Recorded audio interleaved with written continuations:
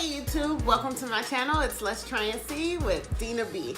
And today what I'm doing right now is I am going to show you from start to finish, well almost from start to finish, how I prep my hair for my sew-ins. So the first thing I did was wash my hair. I don't wash my hair too much. I wash my hair every 4 to 6 weeks. I like to wear sew-ins, so I don't really take my hair down very fast. That way it can give my hair a rest. It can give my hair the time to grow and all of that. So I wash my hair every 4 to 6 weeks.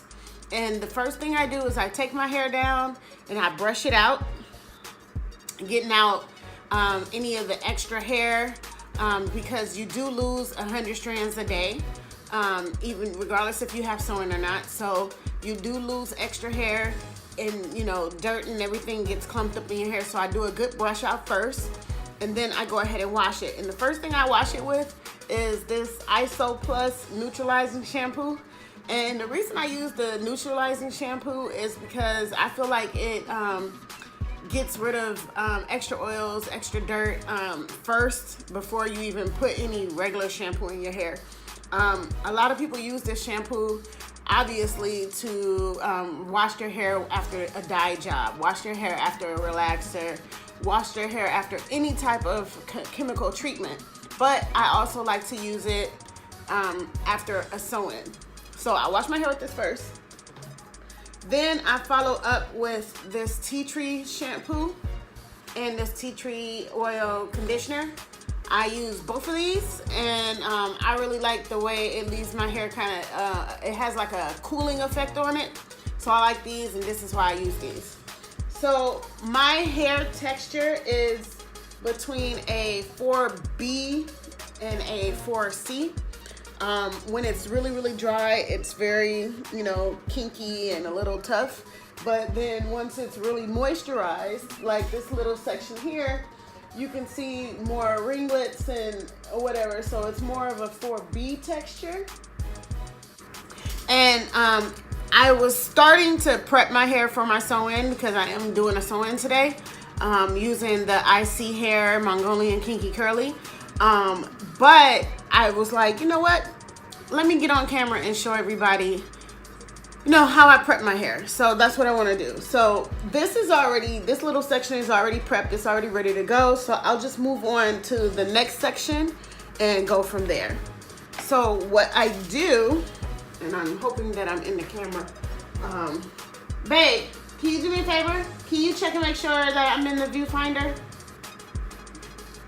So I don't have to turn off the camera and stop and move. You can just look. Just make sure that this part of my head can be seen in the viewfinder. It can? Yeah. Okay.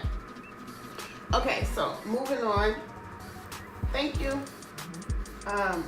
I'll section off the next section of my hair, like so. And I'll put that in the ponytail holder. And then the first thing I'll do with this section is I will take my leave-in conditioner, which is, I'm using the olive oil and mango butter anti-breakage leave-in conditioner. And I'll take a couple scoops of that, generous amounts, and I'll just drag that through my hair.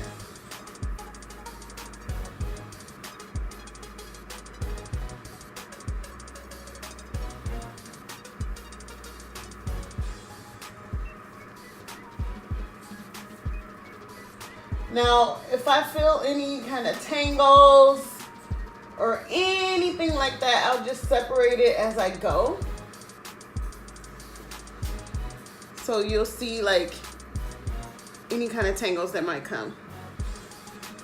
And like I said, you lose 100 strands a day when you're wearing a sew-in, when you have your hair in braids, when you have your hair in absolute any style, you still lose those strands. So once I get that in as good as I can, make sure you concentrate on your ends and all that good stuff. Then I'll take my Dew Grow Stimulating Hair Oil. I don't know if you can see it, but it's do grow stimulating hair oil. And what I do with this is I'll put this on my scalp. So right where I parted my hair. Put that on my scalp. Then I'll take my, sheesh. Try not to make a mess over here. Then I'll take my Denman brush and I'll comb through. You want to start at the end so you don't, cause more breakage. Especially if that's what we're trying to avoid, which that is. And I'll comb through there. Now, if you get through, now I'm already working on damp hair. I'm not sure if I already said that, but my hair is still damp from when I washed it. And if you get to a point where you feel like it's still a little dry, all you have to do is go back, get some more leave-in conditioner, and rake it through some more. Because the main purpose of this is to moisturize your hair before you prep it. Some people, when they do sew-ins, they do big braids. I like to do smaller braids. So I like to make sure that my hair is very moisturized before I get started. So now we come back to detangle.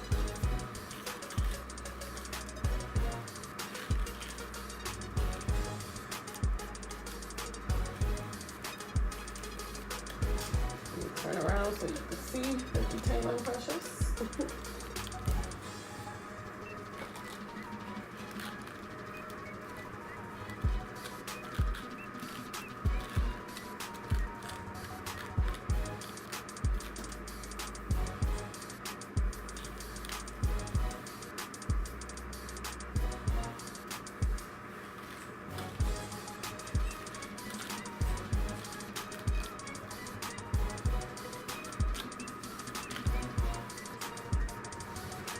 So then you just move on to the next section. So this is the next section for me. So I'll go in with my leave-in conditioner once again. Make sure I get my edges nice and moisturized. Now go ahead and pull that leave-in conditioner right through. Now the good thing with leave-in is you leave it in, obviously, but you can put in as much as you want. You don't have to worry about your hair still feeling wet or anything like that, because it'll eventually absorb. So I'm gonna go ahead and part this section because it's still a little big.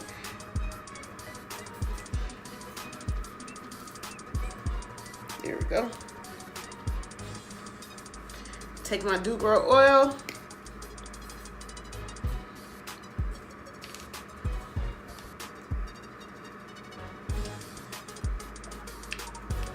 Oil that scalp up really, really good.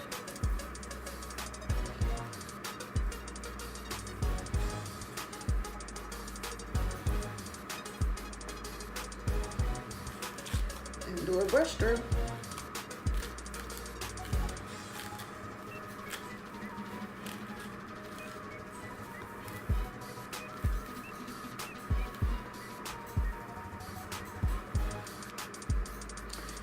And then this section.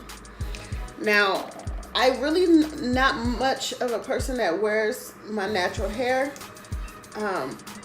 out that often. Every blue moon I will. Only because I'm lazy. I get up very early for work in the morning, and I feel like I don't really want to take the time, because it's not that I don't have the time, it's just I don't want to take the time to style my hair every single morning. There are times where I do wear my own hair, It's not often. So get those ends and make sure those ends are combed through and separated.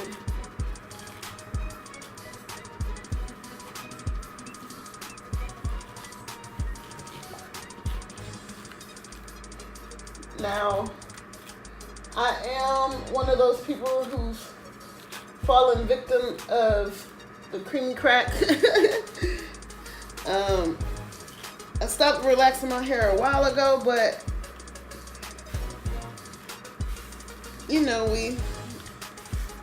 we fall back into those old habits sometimes, and we just relax certain areas. And so the backs of my hair is a lot healthier than the front of my hair, because the front of my hair, I used to relax only the front, which is a terrible idea, especially if if you have a goal in mind as far as a length goal or a healthiness goal.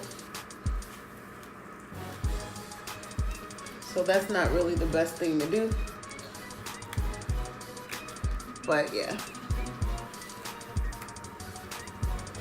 So that's what I do for my hair. I get it nice, basically re-wetting it using the leave-in conditioner.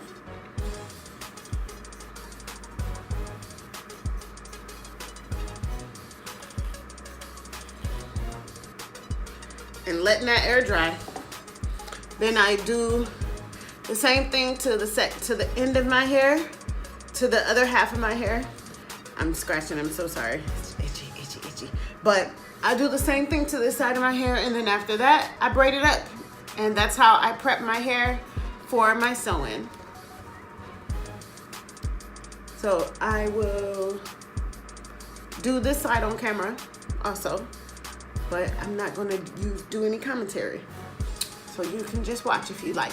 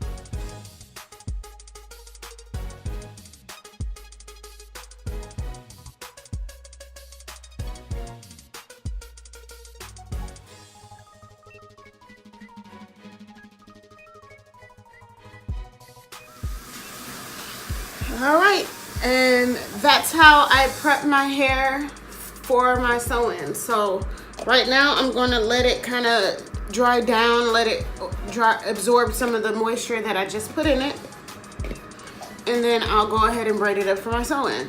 Like I said, I like to use this olive oil and mango butter anti-breakage leave-in conditioner.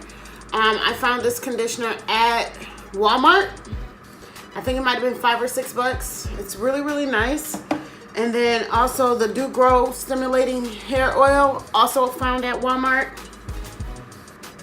I use these two things. Like I said, I started with wet hair from washing it.